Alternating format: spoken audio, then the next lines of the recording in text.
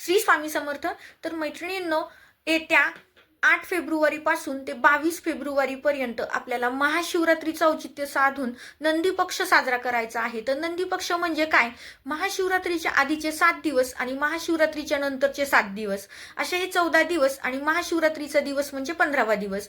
असं हे 15 दिवस आपल्याला भगवान शंकरांचं पूजन करायचंय.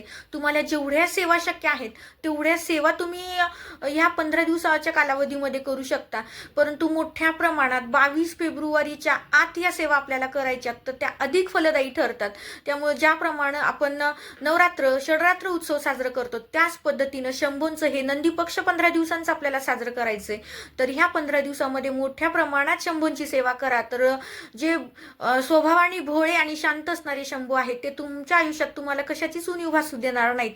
कारण एक सगळ्याच समस्येचं एक रामबाण विलाज म्हणजे शंभूंची सेवा. मग ते तुम्ही आर्थिक प्रगतीसाठी करा की तुमच्या आरोग्यासाठी करा, तुमच्या कौटुंबिक कुठल्या समस्येसाठी करा, म्हणजे काय तुमच्या आयुष्यामध्ये ज्या काही समस्या आहेत त्या सगळ्या समस्यांचं निवारण करण्याची ताकद शंभूंच्या सेवेमधून आपल्याला प्राप्त होते. किंवा शंभूंच्या सेवेमुळं ते सगळं सहज त्या समस्या आपण पार करू शकतो. त्यामुळं या नंदी पक्षामध्ये आपल्याला मोठ्या प्रमाणात शंभूची सेवा करायची.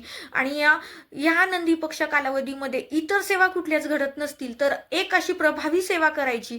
त्याची काही त्या स्तोत्राचे काही आवर्तन करायचे, तर किती आवर्तन करायचे, ते स्तोत्र कोणतं आहे, कोणत्या वेळेला करायचंय, या माहितीचा सविस्तर व्हिडिओ आपल्या रेखा जगदंब या चॅनलवरती मी अपलोड केलेला आहे. मी खाली लिंक देते, आवर्जून व्हिडिओ स्किप न करता पहा.